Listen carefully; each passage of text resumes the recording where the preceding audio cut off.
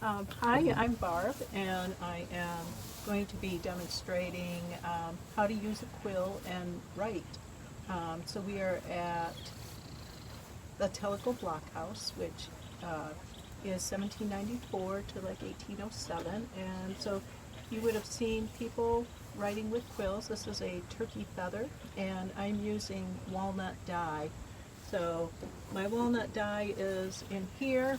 I made it a year ago. I boiled the walnut husks in water and then reduced it down, and so it makes a nice brown color. And so I just put it to the paper here.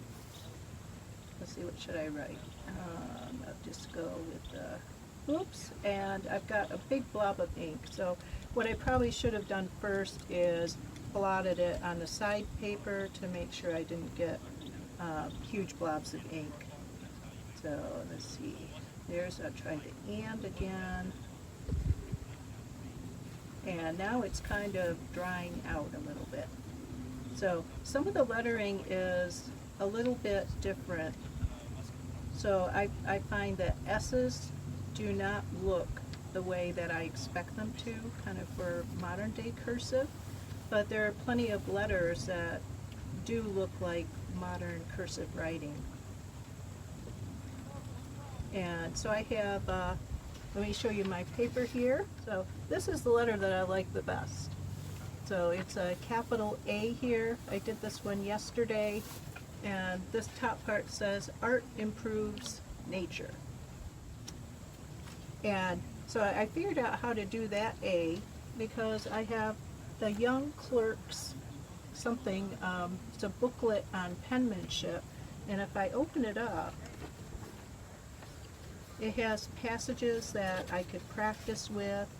And so young people would be sent away to schools, and and they would be the children of more wealthy people, and then they would get instruction in writing. And so you can see here's the letter A, it's all the capital letters here.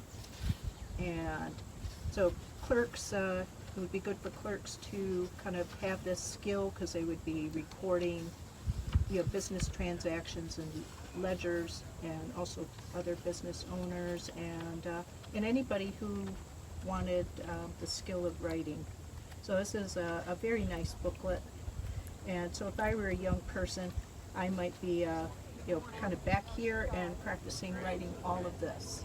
So I'm not very good with the writing, but let me show you a couple of other kind of things that I have on the table here. So I have a little packet that's called pocket ink, and it is lamp black. So it was made from soot, and you can mix it with water. So it's good for travelers.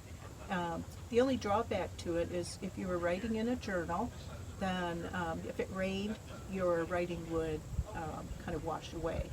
And so what people started doing is they were looking for ways to come up with a waterproof ink, and one of the discoveries they made, which kind of dates later than this time period, was iron gall ink. And so you could use the galls, which are made by a wasp laying an egg into the branch of an oak tree, and it would grow kind of a round ball around it. And they would harvest those balls, crush them with a mortar and pestle, add water to it, but they needed another ingredient, and that other ingredient was iron sulfate. Mix that with water, pour the two things together, and that would make a very good ink, which was used well till the end of the 19th century. One of the drawbacks to that ink is tannic acid, and so it would actually eat into the paper, but that's also what made it a good ink, because it sort of etched into the paper. So I had a visitor yesterday that asked me, well, what happens if it rains? Does the walnut ink wash away? And, well, I have a chance here. Let's see what that is. Oh, I've got a big writing on it.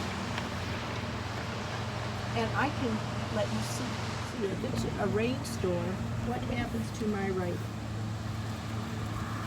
Oh.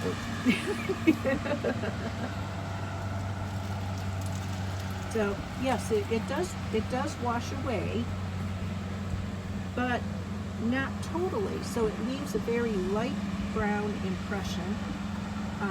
And so even if it was raining, like let's say that you had a letter that you were trying to send, you would still be able to read very light kind of inscribing into the paper.